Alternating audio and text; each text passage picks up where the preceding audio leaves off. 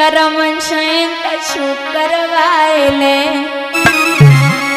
होनी बड़ी है बलवान।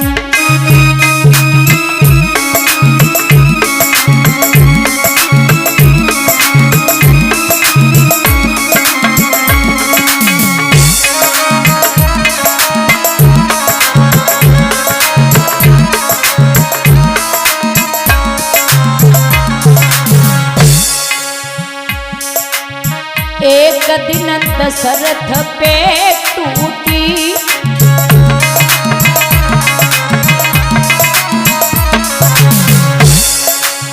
के कई मेलन में रूठी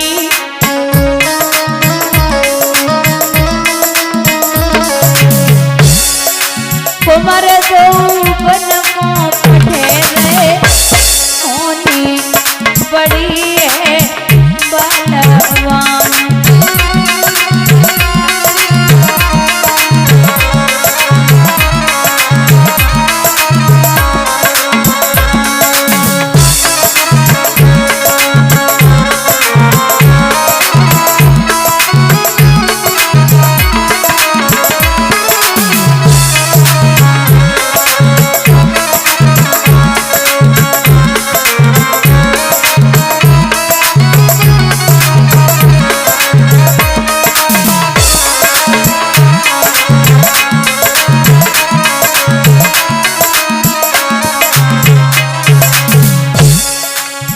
एक दिन अर्जुन पे टूटी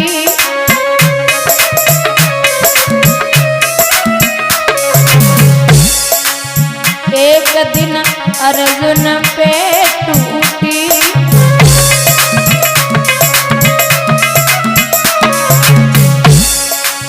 गोपिका भीलन ने लूटी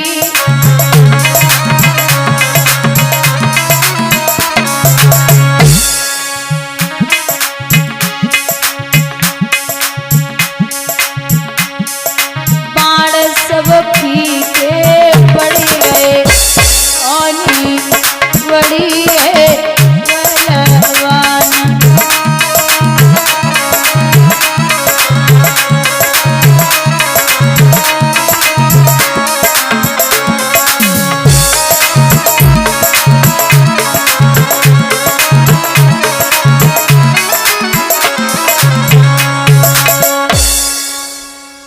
यहाँ राजा रात्रि भर विश्राम करता। सुबह 4 बजे पुजारी ने घंटा बजा दिया। 4 बजे नीचे पहुंचा तो वो जो छोटी रानी है वो दोनों हाथ चौखट से लगाए खड़े। कहाँ गए थे?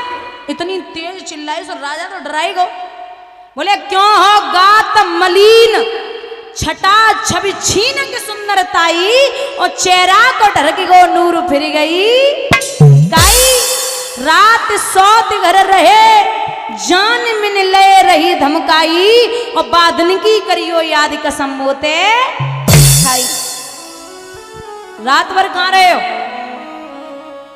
अब राजा ने विचार किया कि अगर अच्छे के लिए झूठ बोलना पड़ जाए तो झूठ बोल दो। अच्छे काम के लिए अगर झूठ बोलना पड़ रहा है तो झूठ बोल दो। बोले तू पागल हो गई है क्या? तेरे जैसी मूर्ख मैंने कभी नहीं देखी। अरे ओ बाबरी, मैं रात्रि भर दरवाजे के बाहर पड़ा रहा और तू कह रही है कि सौत से मिलके आया हूं। 6 महीने हो गए मैंने उसका चेहरा नहीं देखा। पागल मत बने, मैं तेरी सौगंध खाता हूं कहीं नहीं गया। अच्छा आप मिलके नहीं आए? बोल बिल्कुल नहीं। अगर भरोसा नहीं है तो ये ले जा तलवार और उसे मार दे। मैं तुझसे ज्यादा अब प्रेम किसी को नहीं करता। अभिमानी आदमी, अभिमानी मतलब उसे कहते जाने काऊ की ना मानी बाय कहवे अभिमानी। मूर्ख को समझाना एक तो बहुत मुश्किल की बात है और मूर्ख की बड़ाई कर दो तो बहुत आसान है। मूर्ख व्यक्ति अभिमानी व्यक्ति की तारीफ कर दो तो बड़ा प्रसन्न रहेगा। एक शेर था और एक गधा था। तो शेर से गधे ने पूछा कि आसमान कैसा है? गधा बोला सफेद। अच्छा, शेर से पूछा कि आसमान कैसा है? शेर बोला नीला। आसमान है नीला। बोले शेर ने फिर कहा कि नीला है, गधा बोला सफेद है। फिर शेर बोला कि नीला है, गधा बोला सफेद है। अब दोनों गधा और शेर राजा के दरबार में पहुंचे। तो राजा बोले क्या हुआ? शेर बोला महाराज ये बोल रहे हैं कि गधा बोल रहा कि आसमान सफेद है और मैं कह रहा हूं नीला है, आप बताइए सरकार कैसा है? राजा बोले नीला है। शेर बोला तो मैंने सही बोला ना कि नीला है, लेकिन गधा मान ही नहीं रहा। सिपाहियों को इशारा दिया शेर को जेल में डलवा दो। शेर बोला मुझे क्यों डलवा दो, मैं तो सही बोल रहा हूं कि आसमान नीला है। राजा बोले तू बहस किससे कर रहा है? गधे से, है ना? तो गलती तेरी है, मूर्ख को समझाना बहुत मुश्किल की बात है। बोलिए गोविंद भगवान की। बहस भी उस आदमी से करो जो आपकी थोड़ी बहुत माने। अब बहस गधे से करना, वो भी शेर हो के, तो ये तेरी गलती है। अब महाराज मैया सूरज को समझायो, मान गई। रात्रि भर राजा वहां विश्राम करता। विश्राम करने के बाद में जब समय बीता, 2 महीने के बाद पता चला कि दोनों माताएं गर्भवती हो गईं। लेकिन बुजुर्गों, एक ने किया गर्भाधारण, उस दिन से पलंग न छोड़ा था। एक ने बराबर आज तलक खेतों का नाज बटोरा था। एक बराबर खेतों पे काम कर रही और एक पलंग से नीचे कदम नहीं रख रही है। 9 महीने के बाद दोनों माताओं के गर्भ से पुत्र पैदा हुए। जो बड़ी रानी है उनका बेटा पत्ती के बिछोने पे पड़ा भूख की वजह से व्याकुल है, और जो छोटी रानी है उनका बेटा सोने के पालने में पड़ा है। राजा उत्तानपाद दूध की नदियां सी बहा रही है। किस्मत की बात है, क्योंकि जो चीज किस्मत में होती है ना, वो कहीं भी हो आएगी जरूर, और जो किस्मत में नहीं है वो कुछ भी करना आसपास भटक के निकल जाएगी। आसपास आएगी लेकिन आपके पास रुकने वाली नहीं है। तो यहां राजा बधाइयां बजवा रहे, आंगन में बड़ी खुशी है। नामकरण संस्कार हुए तो बड़े पुत्र हैं जिनका नाम है ध्रुव। ध्रुव भगवान का दूसरा अंश है। भगवान का दूसरा अंश है। और जो छोटी रानी है जिनके बेटे का नाम है उत्तम। ऊ माने ईश्वर और तम माने अहंकार। ईश्वर तो आया लेकिन अहंकार की वजह से ईश्वर का जाना हो गया। एक विद्वान ने बड़ी प्यारी लाइनें लिखी हैं कि एक वृक्ष की 2 डाली, ध्यान देना, और पर किस्मत जुदा जुदा है। एक वृक्ष की 2 डाली पर किस्मत जुदा जुदा है। एक डाली जाए हवन में, एक से जली रही चिता है। डाली जाए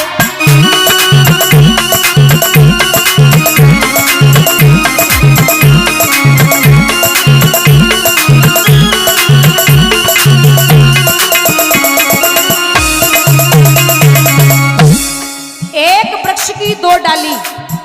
डाली आप एक ही वृक्ष की ले लो, एक से आदमी हवन करता है और एक काट करके उसके मुर्दे जलाता है। वो उन डालियों की किस्मत की बात है। एक पत्थर के 2 टुकड़े,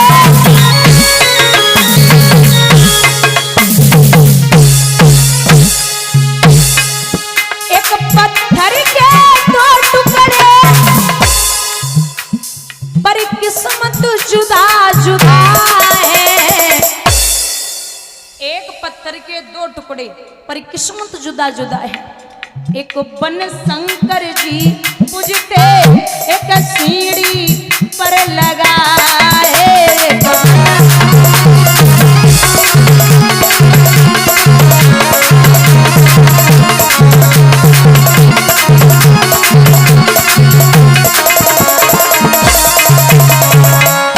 आदमी एक ही पत्थर के दो टुकड़े कर लेता है, एक की शिवलिंग बना करके उसकी पूजा करता है और एक सीढ़ियों पर लगा लेता, उनके ऊपर से गुजरता है।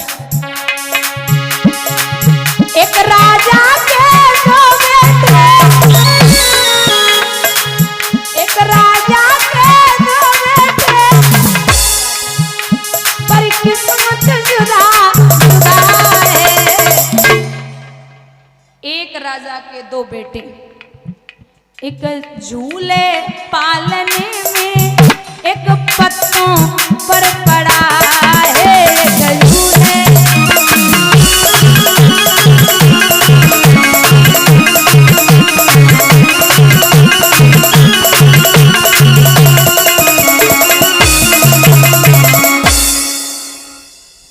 अब दोनों धीरे धीरे 5-5 वर्ष के हुए।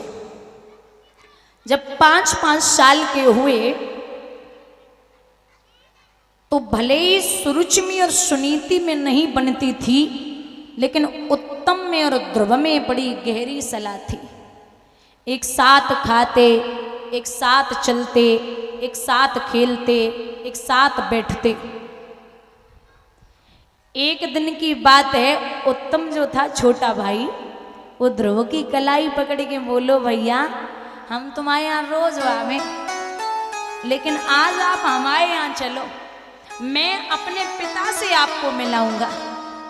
और मासूम सो बोलो सो ध्रुव, छोटे भैया को हाथ पकड़े के चलो।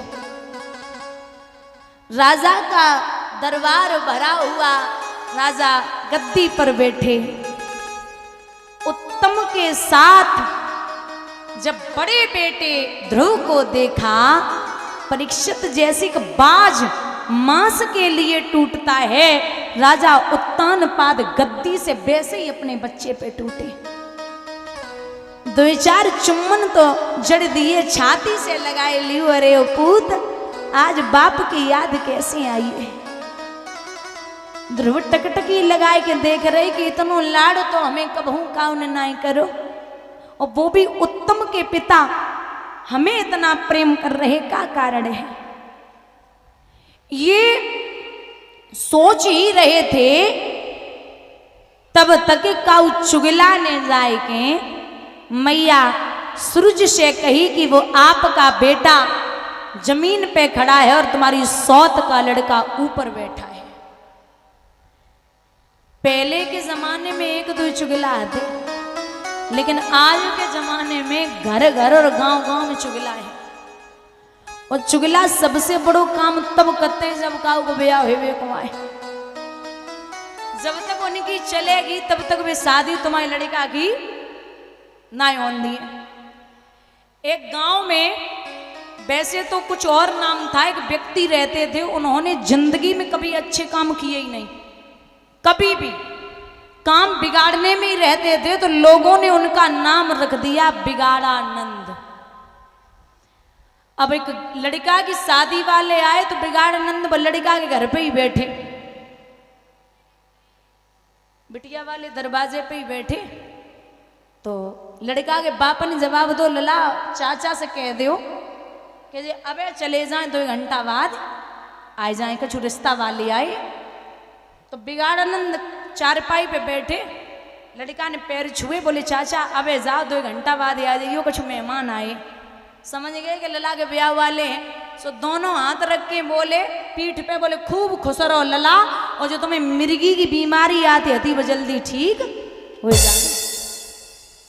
अब जो लड़की वाले ने सुनी कि मिर्गी की बीमारी आती है, अब बताओ पहले से ही पता चल जाए कि लड़का को बीमारियों को ब्याह करेगा, चुपचाप उठे और निकल गए, बोले ना होंदी है।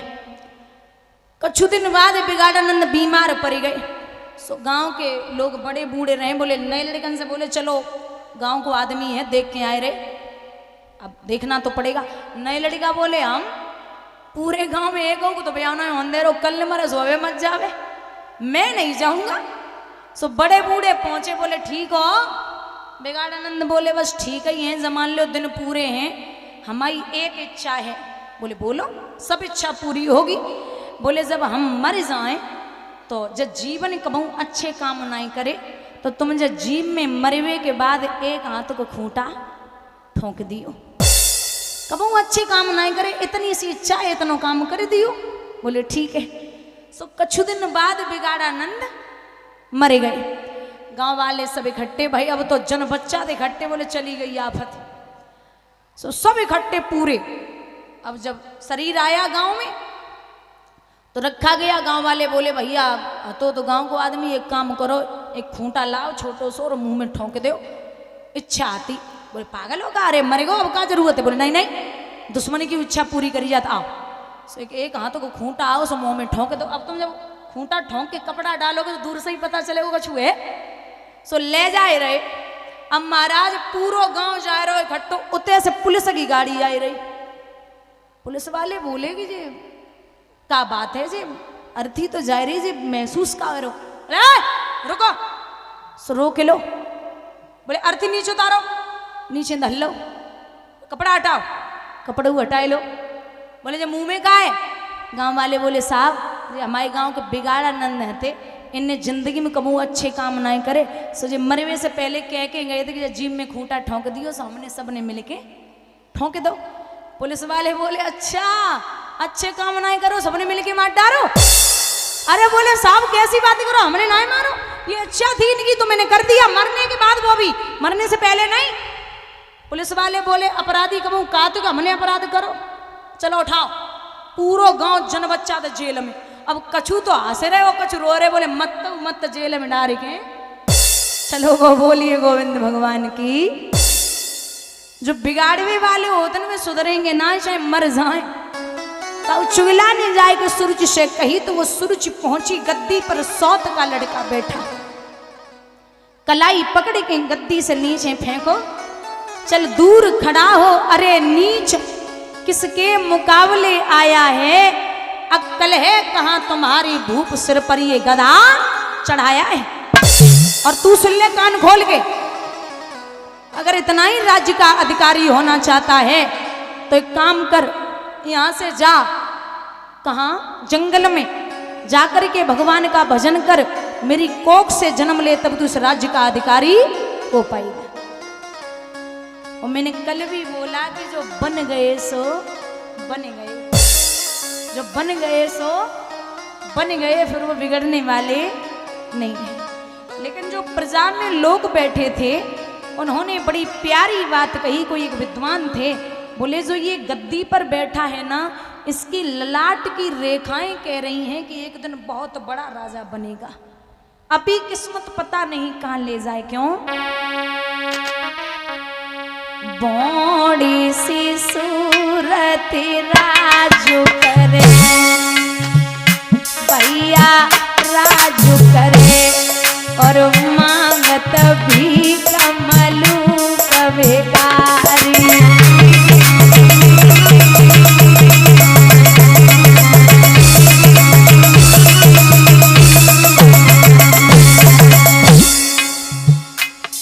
आदमी सकल सूरत का हो वो राज कर रहा है, इतने सुंदर सुंदर से भीख मांग रहे हैं। कोई त्रिया पति संग सुखी रहे, भैया सुखी रहे, कोई डोली रही मारी मारी।